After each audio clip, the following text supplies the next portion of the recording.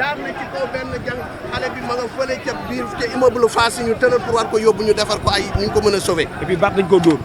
Bart nag gis nañ ni yëre yi taas na deret nit buy wax day wax lu ko wóor xaw ma nu mu taasee deret xaw ma lan moo tax mu taas deret waaye yërëm taas na deret loola nag dañ ko toppatoo ba mu leer ñu indil leen ko ngeen mën koo xam ñuy attirer opinion nationale et internationale ne Sonko Barthélémy Diaz Malick Gakou lu leen cos c'est la responsabilité de Macky Sall.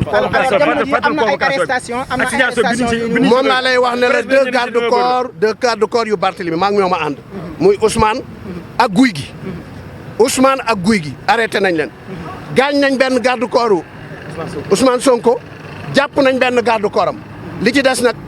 rawuli bët garde leen seen micro ak caméra lu ci mënti xew incha allahu taala danañ leen ko heure xibaar bu ñuy xamal ni Khalifa Sall aussi rejoindre na ki nga xam ne moo waaw mu ngi ci biir di wax ak ñoom ñu seet nan la ñuy trouver solution loolu kon wane na ni man ku ma gis ak sama yére yi xam nga ni ñëw ma pour xeex jàmm moo ñu tax a jóg li indi coow li nag ñun ñëpp xam nañ ko convoqué nañ ko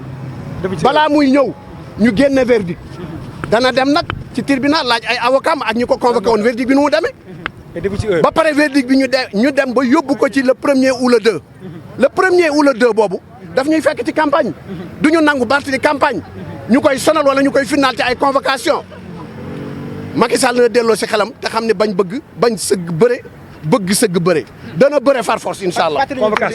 imam Khalifa Babacar Ndiaye. convocation bi nag ñu ngi naan dañ ko convoqué heure 9h wala 10h non. amul assignation lañ ko jox amul heure. exactement. assignation lañ ko jox amul heure na leer. c'est important. man Khalifa Babacar Ndiaye nag imam maay wax ak yéen. jërë ngeen jëf. bi mu xamee ni yëf yi renvoyé nañ ko kon lan moo tax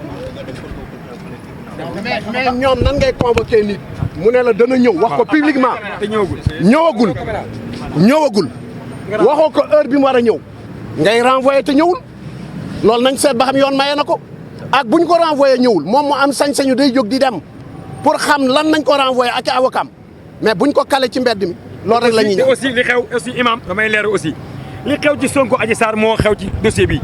parce que dañoo xëy ne dañuy dem policiers yi commandant nañu nii ngeen jaar ñu ne ko nii leen jaar kon ñoom ñoo ñu tardel de deux ngeen des ak moom jërëjëf ma toppatoo ji yeneen information incha allah exercé nañ la violence xam leen ne kon ñun jàmm lañ indi mais la police c'est-à-dire la police l'armée de Macky Sall mooy ñëw exercer la violence sur de nombreux citoyens li may wax Macky Sall nag mooy